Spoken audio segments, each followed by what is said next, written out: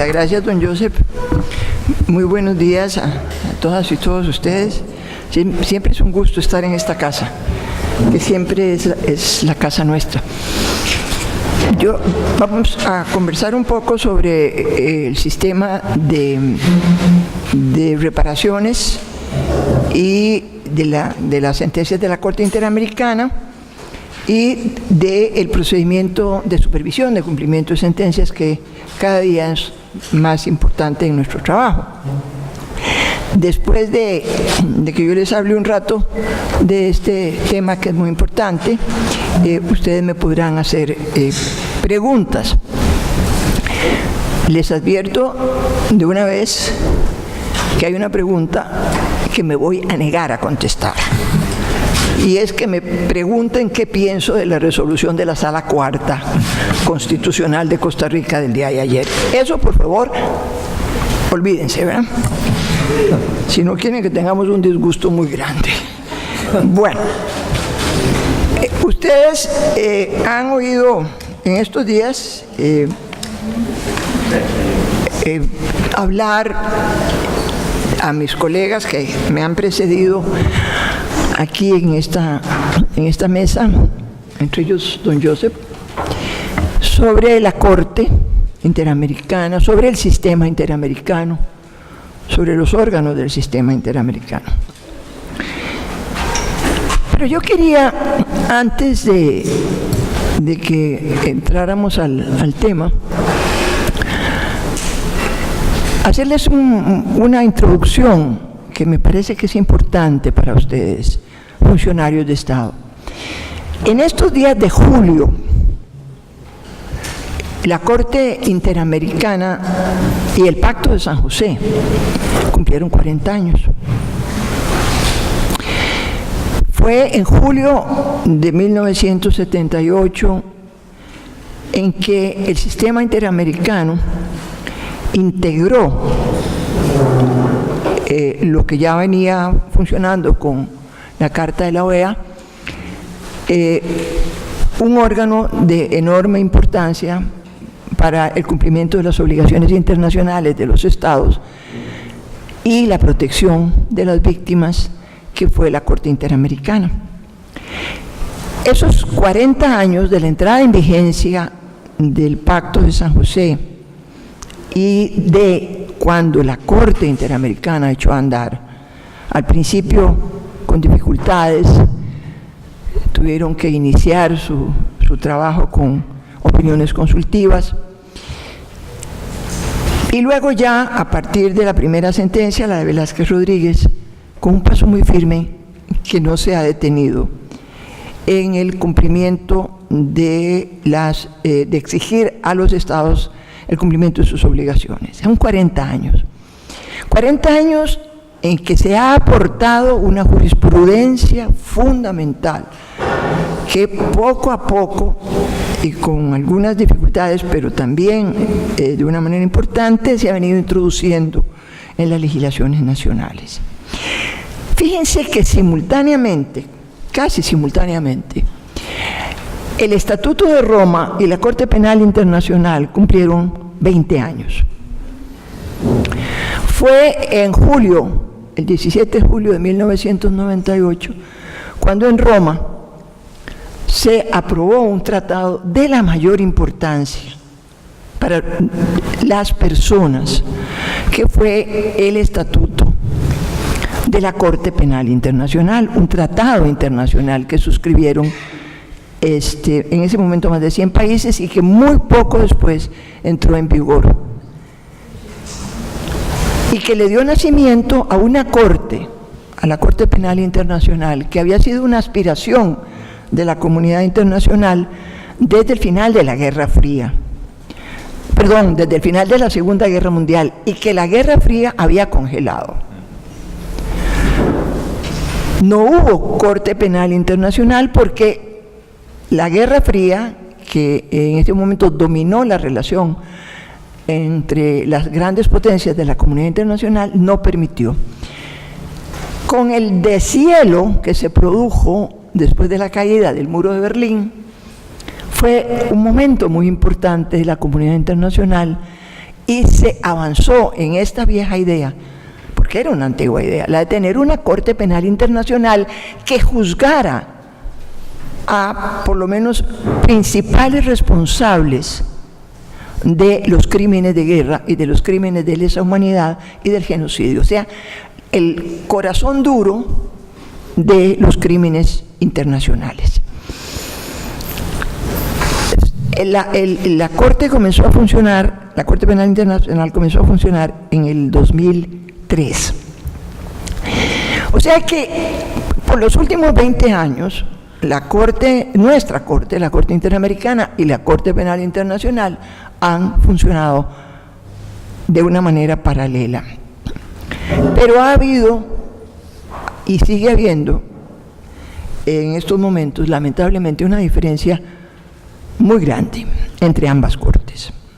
Porque la Corte Penal Internacional, obviamente es una corte penal, obviamente su función, su competencia está enfocada a juzgar a los principales responsables de crímenes internacionales, que son los crímenes de guerra, los crímenes de lesa humanidad y el genocidio. Es una corte penal y ahí deben llevarse, por parte de la Fiscalía de la Corte, deben llevarse los principales responsables, algunos por lo menos, para ser juzgados. Pero la Corte Penal Internacional y el Estatuto de Roma trazaron un paradigma que estableció un momento muy importante en la justicia penal internacional, que fue reconocer a las víctimas de esos crímenes la entidad, la capacidad de comparecer ante la Corte a expresar sus agravios y, muy importante, a recibir reparaciones. Fue un paradigma porque antes de eso las víctimas, por ejemplo en lo que había ocurrido en Nuremberg, no habían comparecido como tales.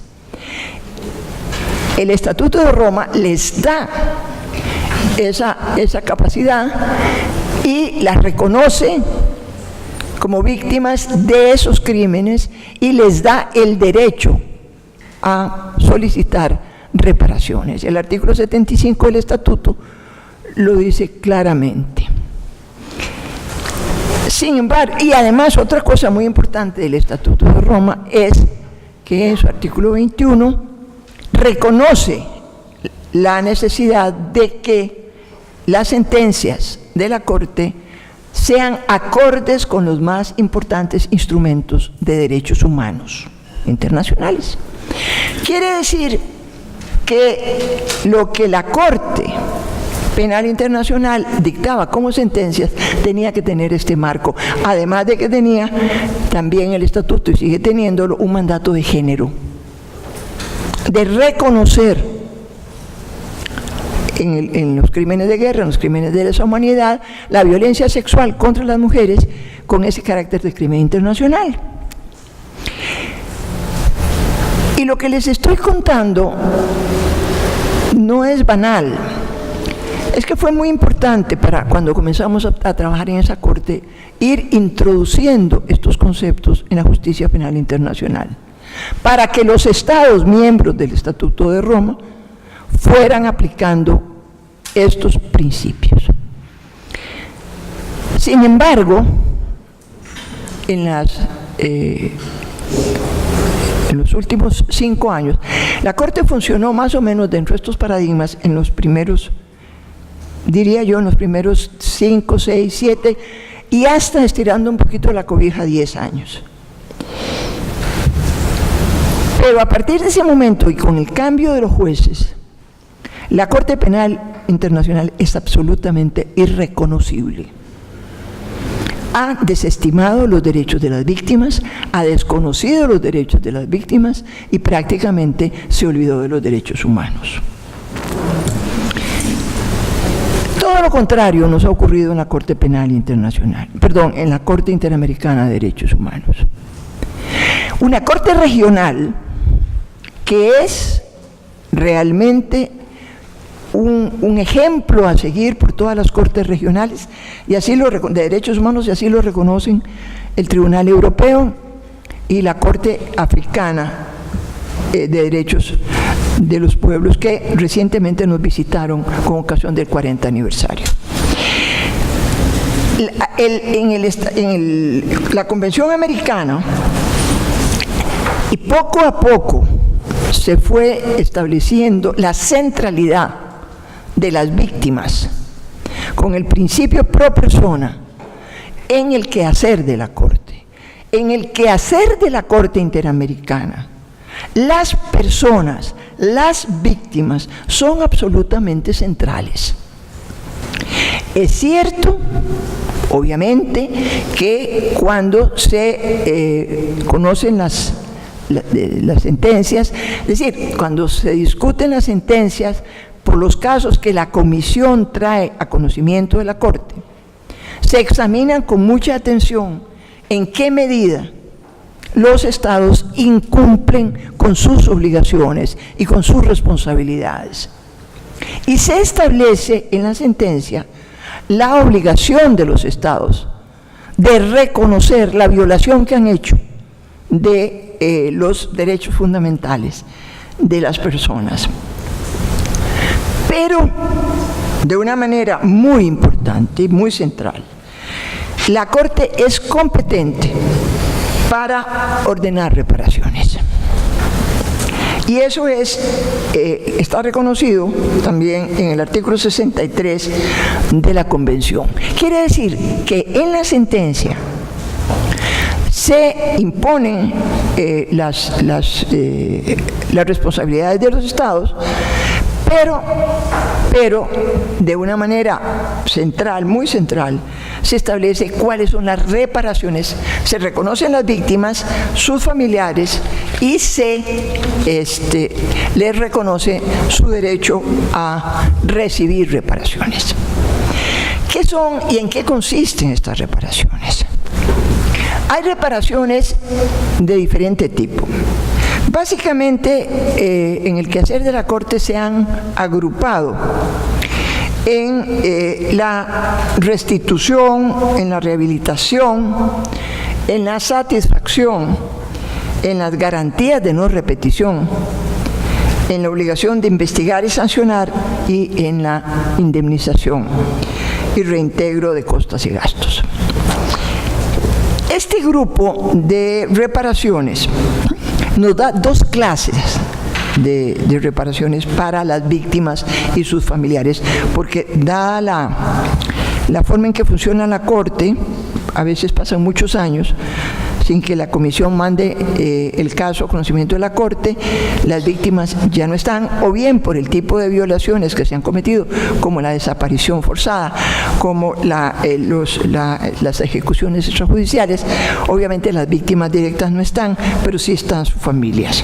Bueno, aquí en este grupo de reparaciones tenemos de dos tipos. Tenemos las reparaciones que tienen que ver con las personas directamente,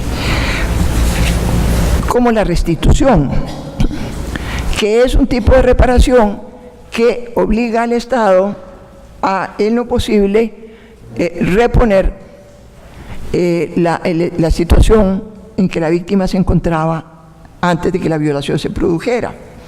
La rehabilitación, que hay rehabilitaciones físicas, rehabilitaciones psicológicas, se le ordena al Estado que le organice a las víctimas programas de rehabilitación. Y lo mismo ocurre con la satisfacción que las víctimas deben recibir, y que tienen algunas características morales. Por ejemplo, cuando se ordena la publicación de la sentencia, que siempre se ordena, es una reparación de orden moral. El hecho de que se reconozca públicamente, que se levanten monumentos, que se ponga el nombre de víctimas a hospitales, a escuelas, a calles, a ciudades. Pero hay el otro grupo de reparaciones que son muy importantes, que son las estructurales. ¿Qué significa esto? Significa, por ejemplo, que en las garantías de no repetición, el Estado adquiere la obligación de establecer toda una serie de programas, de cambios en la legislación, de cambios en las prácticas administrativas, para que ese tipo de violaciones no se repitan. Entonces, cuando a un Estado se le impone la garantía de no repetición, se le imponen también una serie de obligaciones muy fuertes y muy importantes. Mire, señor, usted tiene aquí una ley que tiene que derogar, aquí tiene una ley que tiene que cambiar para que está violado la obligación. Se cometió un crimen, se desapareció una persona, se desapareció un grupo de personas, se torturó, se violentaron sexualmente mujeres. Usted tiene que investigar quién lo hizo, porque a diferencia de la Corte Penal Internacional, en donde sí vamos a tener traídos por la Fiscalía unos presuntos responsables, nuestra Corte Interamericana no es una corte penal. Esa obligación penal, esa obligación de investigar y sancionar, se traslada como parte de las reparaciones al Estado.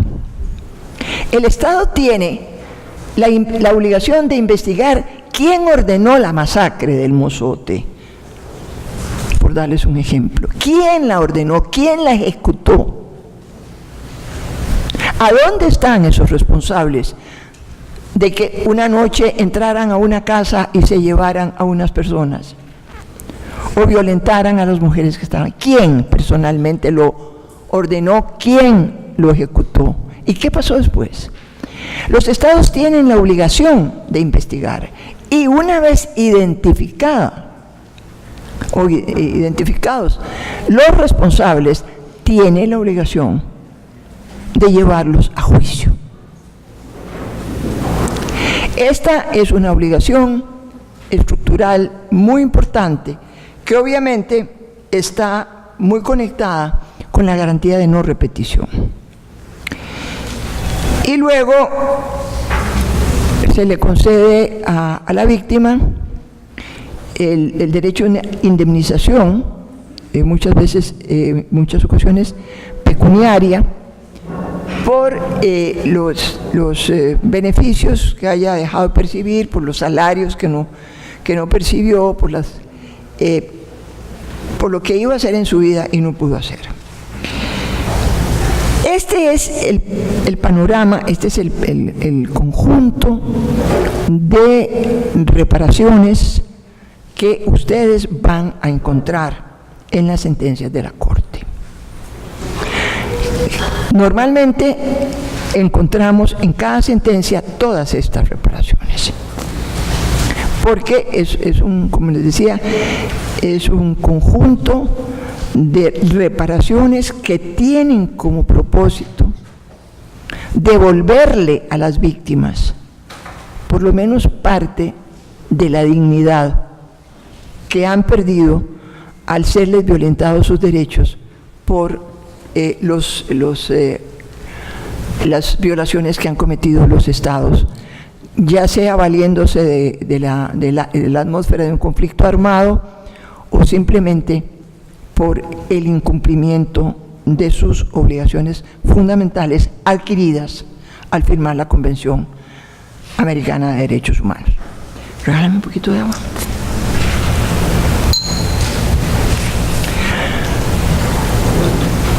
No sé si quisieran en este punto hacer alguna pregunta que tiene que ver con reparaciones, o las dejamos todas para el final. ¿Te parece? Al final. Bueno, salvo una, ¿verdad? Salvo una. Okay, perfecto. Tampoco me voy a olvidar. Muy bien. ¿Qué pasa después? ¿Qué pasa después de que la Corte dicta su sentencia y se le notifica al Estado la sentencia? Aquí se inicia una etapa muy importante del quehacer de la Corte, que cada día se ha vuelto más trascendente, que es la supervisión de cumplimiento de la Corte. Los estados, por mandato de la Convención, están obligados a cumplir las decisiones de la Corte. Hay una obligación de cumplimiento que deriva de las obligaciones que se contienen en la Convención. El Estado no puede decir, ¿sabe qué? Eso no me gustó, mejor no lo cumplo. No. Señores, ustedes están obligados por esta sentencia de la Corte a cumplir sus obligaciones internacionales. Y nosotros, Corte, vamos a supervisar que ustedes lo hagan. La Corte tiene competencia para supervisarlo. Incluso hubo una sentencia en el caso de Baena y Panamá en que el Estado le preguntó a la Corte, le dijo a la Corte, pero mire, ¿usted por qué se mete? ¿Quién le ha dado a usted el derecho a venir a supervisar si yo estoy cumpliendo o no? Y la Corte dictó una resolución muy importante diciendo, sí somos competentes para supervisar. Y somos competentes para supervisar todas las reparaciones que hemos ordenado en ese estado.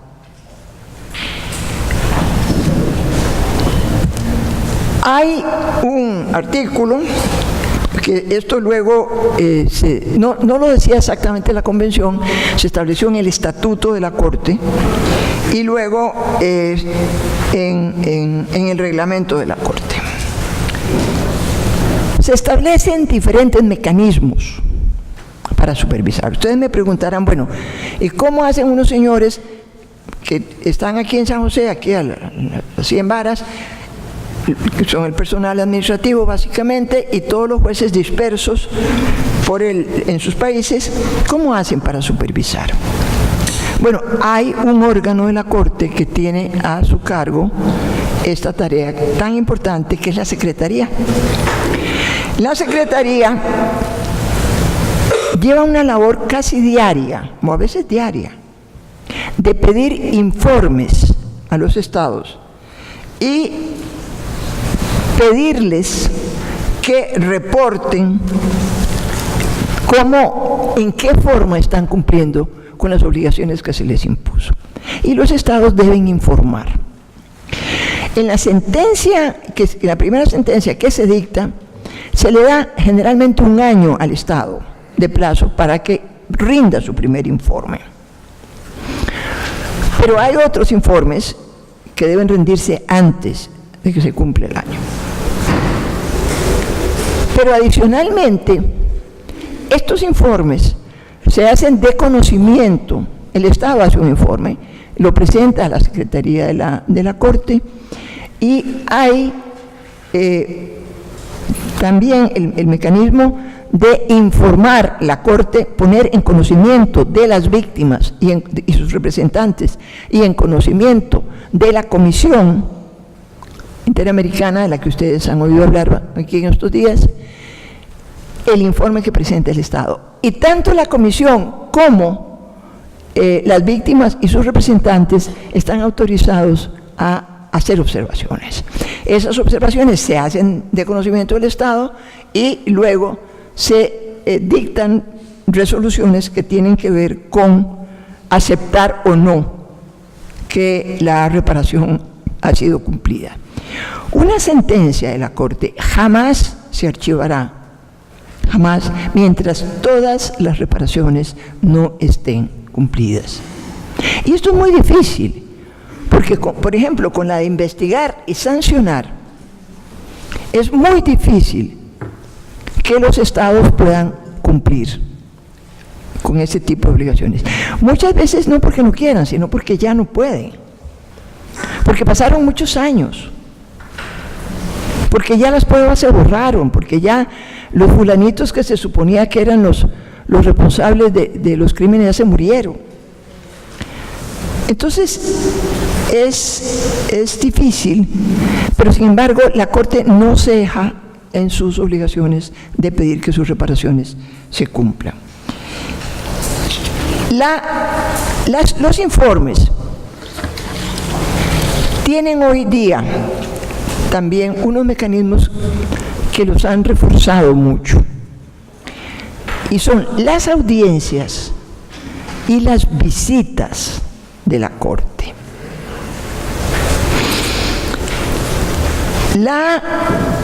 Las audiencias las convoca la Corte para que en privado o en público las partes se reúnan y se examine por dónde vamos en el cumplimiento de las reparaciones.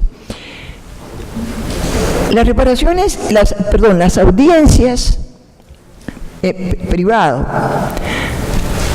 también por práctica de los últimos años, se pueden realizar en los países a los cuales les corresponde cumplir las sentencias.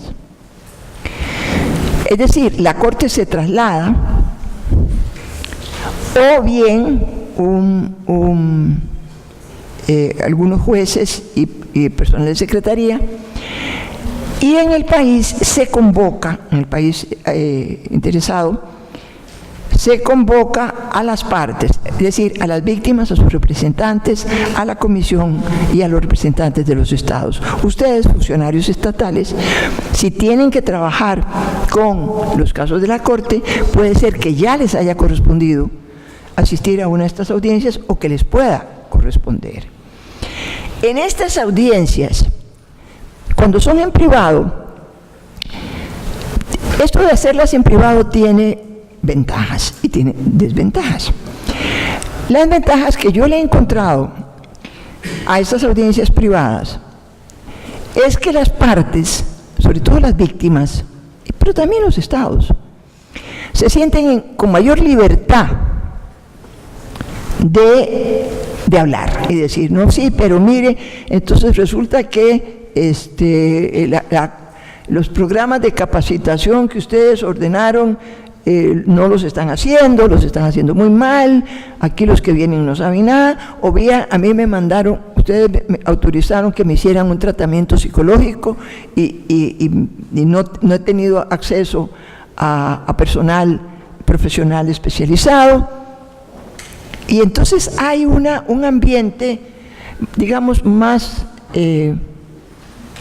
privado. Los jueces intervenimos, hablamos, a veces hacemos mediaciones y obtenemos como resultado de esas audiencias que haya nuevos compromisos, nuevas fechas para el cumplimiento de las reparaciones. Hay audiencias, este mismo tipo de cosas que se hacen en público. Estas se hacen con mucha mayor formalidad, incluso los jueces vestimos la toga y el público acude. Cuando las hemos hecho fuera de Costa Rica, estas audiencias públicas, hemos recibido enorme cantidad de público, estudiantes, sobre todo de universidades, que llegan, más familiares de víctimas de otras atrocidades, y son también muy interesantes y a veces muy dolorosas. Tienen también alguna ventaja. Tienen la ventaja de que al Estado le da vergüenza, que más o menos de sentirse como exhibido, de que no ha cumplido con sus obligaciones internacionales. Y desde que se anuncia, la audiencia comienza a correr. comienzan a correr y a preparar papeles y a preparar informes y a hacer videos para que los jueces veamos que sí están cumpliendo. Es decir, la presión pública tiene esos efectos positivos. Es decir, que no todo es negativo en la audiencia pública. Tienen esa ventaja. Como les digo, hemos encontrado, cuando se hacen las audiencias públicas, esta ventaja. Y otro mecanismo que últimamente se ha puesto en ejecución, no es fácil, pero se ha hecho, son las visitas. Los jueces y la Secretaría vamos a los sitios en donde se cometió la masacre, vamos a los sitios en donde los indígenas están reclamando que han sido despojados de sus tierras, vamos a conversar. No es audiencia, es una visita, pero llegan las víctimas, llegan los representantes del Estado, que además son los encargados de organizar la visita, y se hacen reuniones en los centros comunales. Estas visitas también son muy importantes, porque como me decía un colega que fue a una visita a una reserva indígena en Panamá,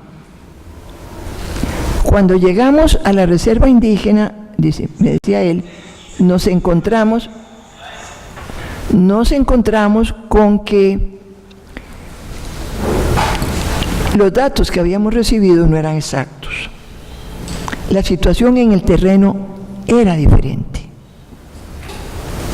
Y eso permitió hacer una nueva resolución de supervisión de cumplimiento de sentencia más adecuada a la realidad del problema de tenencia de la tierra con los grupos indígenas.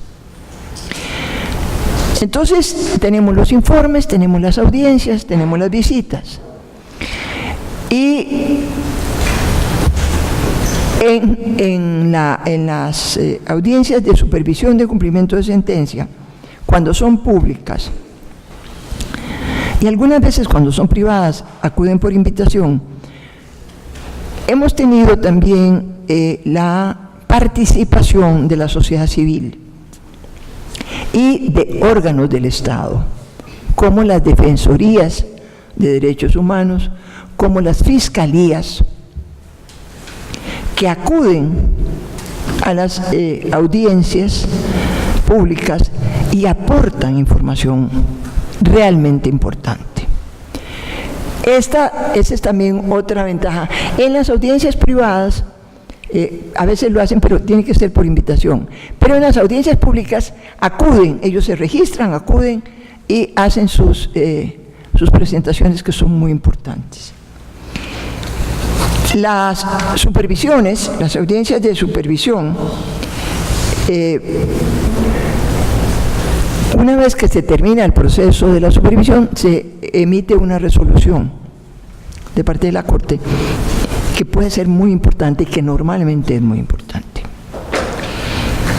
Yo les quería, nada más para información general de ustedes, decirles que en estos momentos se encuentran en etapa de supervisión de cumplimiento de sentencia 195 casos, de los cuales incluyen 1047 medidas de reparación.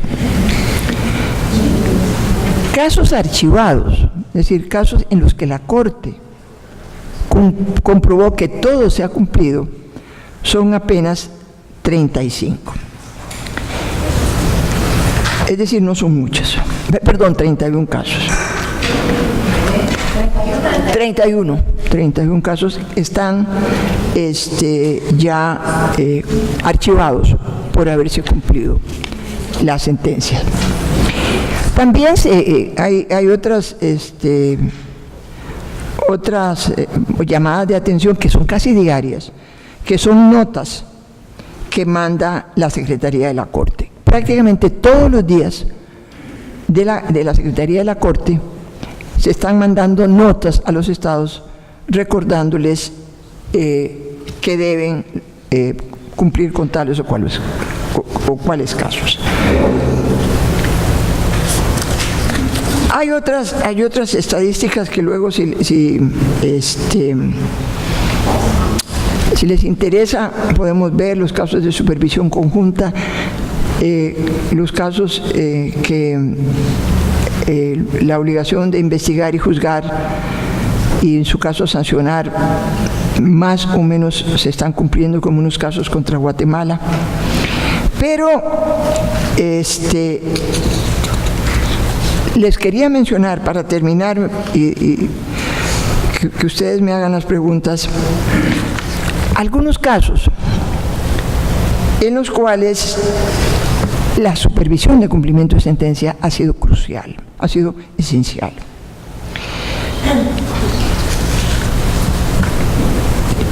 Uno de ellos es la comunidad indígena Sahuayamaxa contra el Paraguay, en donde el mismo día que se llevó a cabo la audiencia, el mismo día, fíjense la trascendencia que tienen estas audiencias, se aprobó una ley en Paraguay de expropiación de las tierras correspondientes a la comunidad indígena para devolvérselas.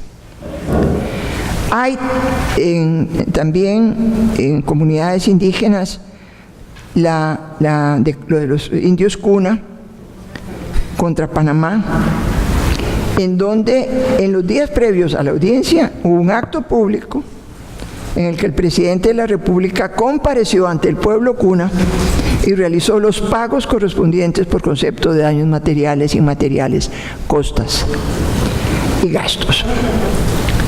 Es decir, como aquello de ahí viene el coco, ¿verdad? Hemos tenido y seguimos teniendo, porque para allá vamos, a El Salvador, el caso de la masacre de El Mozote.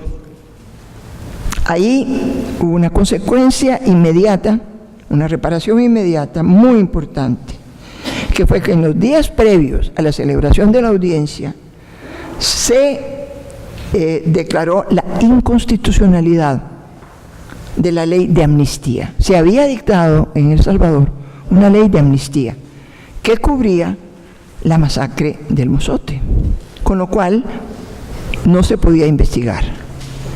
Bueno, pues logramos, la Corte logró que esa ley se declarara inconstitucional.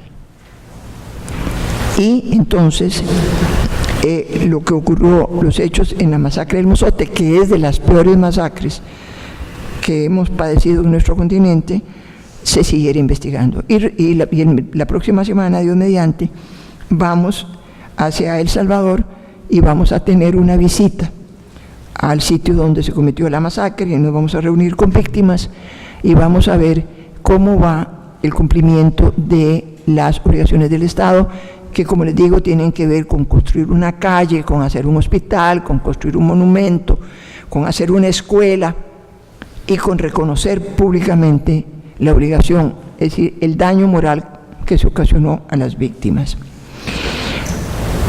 Hay un caso también muy importante en que la supervisión de cumplimiento de sentencia produjo efectos muy importantes, y es el caso de Artavia Murillo contra Costa Rica. La Sala Constitucional costarricense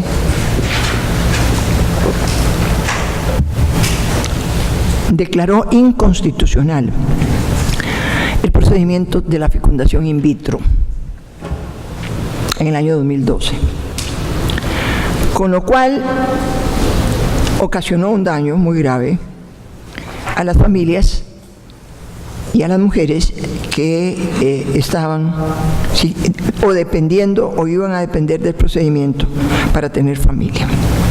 Se declaró la inconstitucionalidad.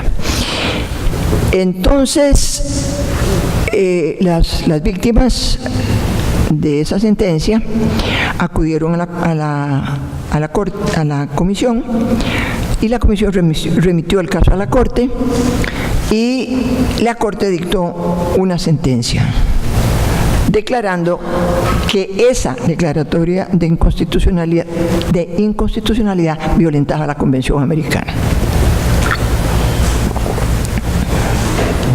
y que debía el Estado costarricense,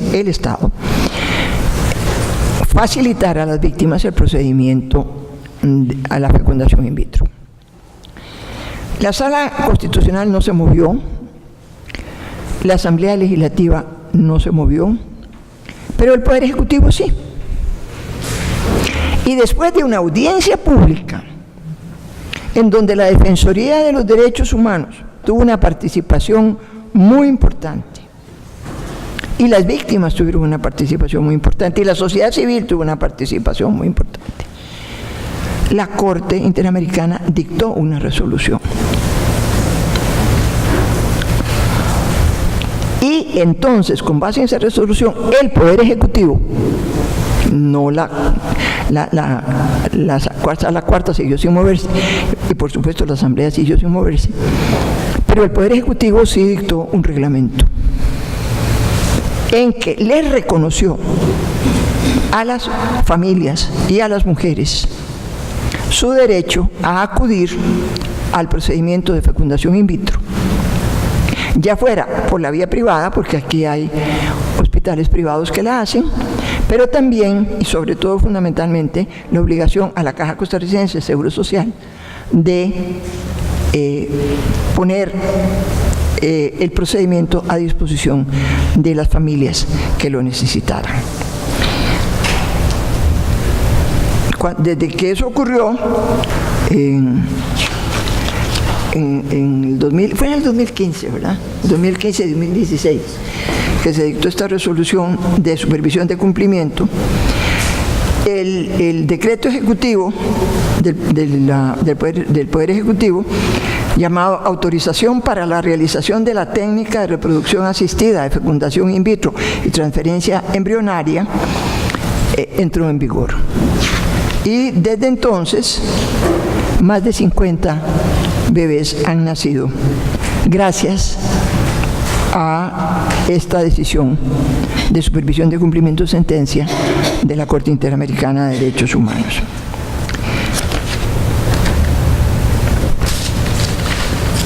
Ya les mencioné que los órganos nacionales de protección de los derechos humanos, como las defensorías, los institutos de derechos humanos, este instituto, nuestro, ha presentado en diversas ocasiones documentos muy importantes como amicus curiae para las sentencias que están en estudio, los fiscales generales, los juzgados de especialización de ejecución de sentencias, las fiscalías generales, e incluso, para mi satisfacción, porque trabajé en esto muchos años, el Mecanismo Nacional de Prevención contra la Tortura.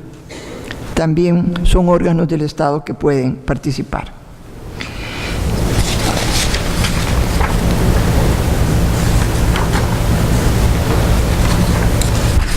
Para terminar, quisiera mencionarles que, porque puede ser una pregunta que ustedes estén haciendo, ¿y qué pasa si no cumplen? ¿Y qué pasa si a pesar de todo esto no cumplen? Y esa es la pregunta del $1.000.000. Porque no tenemos mecanismos, más allá de estos que les he mencionado, para obligar a los estados a que cumplan con las sentencias. Hay en la Convención Americana un artículo, el artículo 65, que más o menos establece una especie ¿qué diría yo?, de responsabilidad colectiva, de responsabilidad continental, para que las sentencias se cumplan.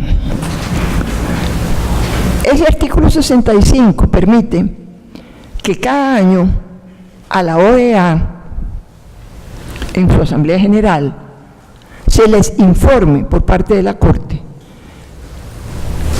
en qué etapa estamos con el cumplimiento de sentencias. Es normalmente un informe, el que presenta el presidente de la Corte, que no merece ni siquiera un comentario de parte de los estados ahí presentes. Lo oyen, así que Chile no cumplió, que México no cumplió, que Costa Rica no cumplió, y bueno, seguimos adelante. Un presidente de años atrás de la Corte Interamericana, el juez Antonio Cansado Trindade,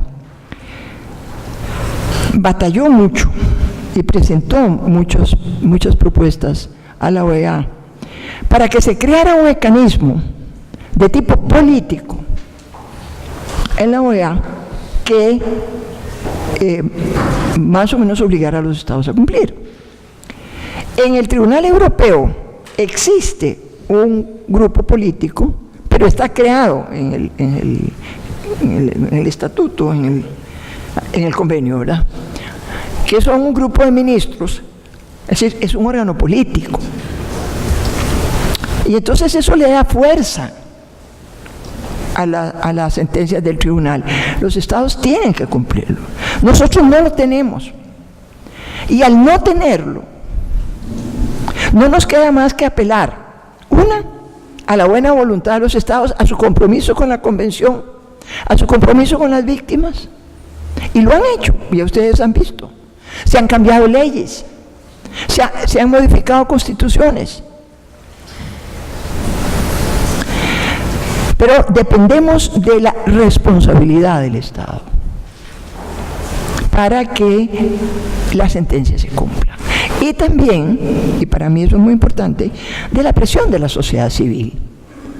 Yo creo que la sociedad civil tiene que hacer más presión sobre los estados y buscarlos a ustedes, funcionarios, y decirles, miren, aquí porque hay gobiernos, eso sí han hecho ciertos gobiernos, que han creado comisiones conjuntas de Ministerio de Justicia, Relaciones Exteriores, de Defensoría de los Derechos Humanos, encargados de darle seguimiento al cumplimiento de las sentencias. Y muchas cosas se han hecho. En México, gracias a la responsabilidad del gobierno, con que el gobierno mexicano asumió unas sentencias, en el caso de Rosendo Cantú y de Radilla Pacheco, se cambió la ley y se sacó del fuero militar, que era donde estaba, y se pasó a la legislación ordinaria para investigar las responsabilidades responsables de violaciones de mujeres, porque los violadores habían sido militares, y entonces haber sido militares fueron juzgados en un tribunal militar que por supuesto los encontró inocentes. Pero entonces la sentencia de la Corte dijo, no, esto no es fuero militar. Al fuero militar debe ir exclusivamente los delitos que se cometan contra el estamento militar por ser militares, pero no los delitos de naturaleza ordinaria que cometan militares. Esos tienen que ir a la legislación ordinaria, y México cambió la legislación y sacó del estatuto militar, del estamento militar, este tipo de delitos. En Chile cambiaron la Constitución, creo que fue en el caso de la última tentación de Cristo, una película que seguro ustedes ni han oído hablar porque son muy jóvenes, pero que hace muchos años se hizo y que se prohibió. Y entonces en Chile se cambió la Constitución para derogar esa censura y permitir que esa película, que se consideraba sacrílega, etcétera, fuera vista por quien quería verla, porque eso es algo que a veces no se entiende y que en este país, Costa Rica, ha costado mucho entender cuando hablamos de modificar ciertas leyes, y es que a nadie lo obligan. A nadie lo obligan, ni a casarse, ni a abortar, ni a ver películas, ni a hacer nada que no quiera hacer. Es simplemente reconocer el derecho de todas las personas a ser iguales. Bueno, en Chile cambiaron la Constitución. En Costa Rica una vez también se modificó por una cuestión de nacionalidad, que los hombres costarricenses que se casaran con mujeres extranjeras podían, esas mujeres, adquirir la nacionalidad costarricense por matrimonio, pero las mujeres costarricenses que se casaran con hombres extranjeros no tenían el mismo derecho. Se cambió la Constitución gracias también a una sentencia de la Corte. Es decir, las legislaciones ordinarias, las legislaciones constitucionales, y además ahí tenemos el control de convencionalidad y el bloque de constitucionalidad, y el hecho de que los estados deban modificar su legislación, deban modificar sus prácticas administrativas. En el caso campo algodonero, México cambió legislación y cambió prácticas administrativas, policiales, judiciales, para ajustarse a la sentencia de la Corte. Cuesta mucho, no crean que es fácil, pero yo me siento muy orgullosa de que gracias a la confianza que la comunidad de los Estados americanos depositó en mi nombre al nombrarme en la Corte, yo haya podido conocer de cerca el inmenso trabajo que la Corte ha realizado en la promoción y protección de los derechos humanos, en el respeto a la vida, a la dignidad, a la integridad de las personas, a sus derechos económicos y sociales, porque hoy día estamos avanzando hacia la judicialización de los derechos económicos y sociales, como el derecho a la salud, sobre el cual recientemente dictamos una sentencia contra el gobierno de Chile, que el gobierno de Chile se apresuró a respetar y a integrar las responsabilidades y las indemnizaciones. Es decir, claro que no es fácil, claro que tenemos muchas dificultades, pero obviamente el trabajo que se ha hecho es inmenso y el progreso que se ha hecho es inmenso, a diferencia de lo que les conté al principio, de lo que ha pasado en la Corte Penal Internacional, que solo espero que algún día vuelvan a nombrar jueces que entiendan para qué están ahí y para qué y qué es el Estatuto de Roma. A diferencia de eso, aquí en nuestro continente, aquí ustedes, funcionarios de gobierno, pueden sentirse también muy comprometidos, muy obligados y también muy orgullosos. Y ahora, si tienen alguna pregunta que hacer, y yo puedo respondérsela con mucho gusto.